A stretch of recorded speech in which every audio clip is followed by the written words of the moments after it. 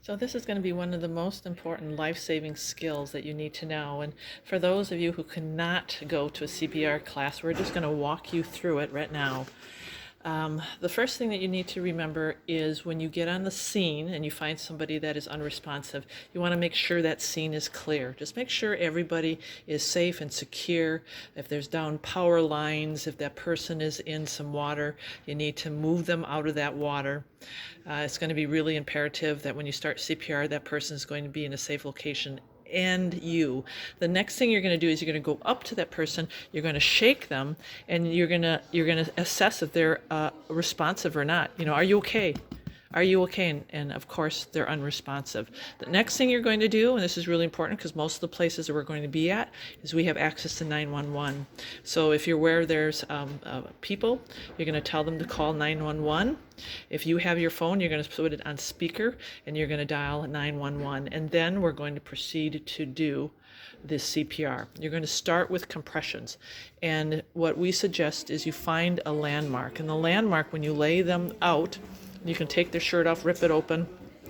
You're going to go between the two nipples, and you've got the end of the breastbone here, and you're going to put your hands right between there, just like that. And you are going to take the heel of your hand, put it there, and then you're actually going to put your other hand on top. So after you find your landmark, remember where your landmark is. It's going to be between the two nipples, and it's going to be on that breastbone. You're going to place your heel here, you're going to interlock, and you're going to come right over that patient. This is really important that you come over the patient because you are going to put your full body weight into this compression. You are not going to bend your arms, and you are going to do 30 compressions. 30 compressions. They're going to be fast. Actually, in 1 minute's time, you need to be doing 100 to 120 compressions. So I'm going to show you what that looks like.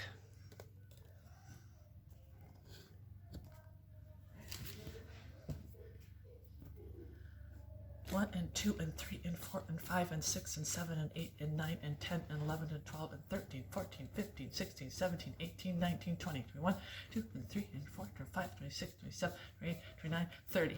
Okay? And then after that, and I haven't talked about this yet, you are going to come over here, lift up the chin, tilt the head to open the airway, and you are going to put your lips on the person's lips and blow in 2 times.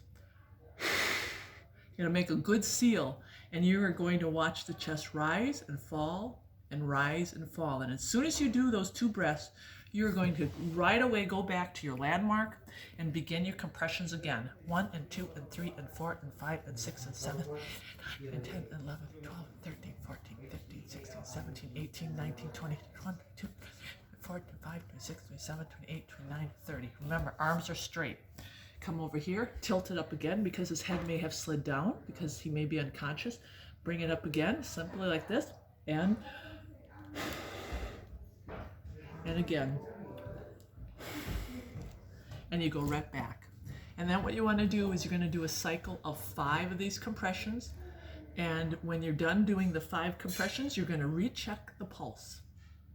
And if he's still pulseless, you're going to continue to go right back to the compressions. 1 and 2 and 3 and 4 and 5 and 6 and 7 and 9 and 10 and 11 and 12 and 13, 14, 15, 16, 17, 19, 20, 21, 22, 23, 26, 27, 28, 29, 30, and again. Look. And you're going to do the whole cycle again, 30.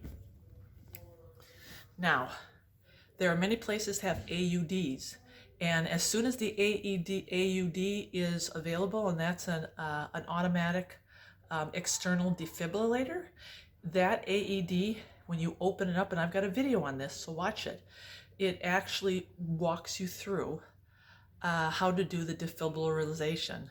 So you are doing your compressions, and the AED shows up, and all you need to do is put the patches on the patient. You're going to put one down here and one up here, and it's going to show you where to put the patches, and then you're going to push that button, and it's going to walk you through exactly what you need to do, and then it's going to tell you when to push that button, and then you have to stand all clear, and it will shock the patient. After it shocks the patient, you immediately go back to 1 and 2 and 3 and 4, your 30 compressions and your 2 breaths. See how easy that is? It's all you need to remember for a life-saving CPR. I mean, you can do this on children up until the age of 1 year. So 1 year all the way up until, and a couple of things. I've done it on old people, like old ladies. I've broken their ribs. If you break a rib, you hear something crack, keep going. The point of doing CPR is that when you push on that heart between your nipples and on that sternum, you are actually circulating the blood for the heart. The heart can't do it anymore. You need blood to your brain, and within 4 minutes, with no oxygen to the brain, that blood doesn't circulate because the blood carries the oxygen, you can have brain damage. So that's how important it is, okay? So, but you know what? The most important thing is you get your hands on that person, you start doing those compressions.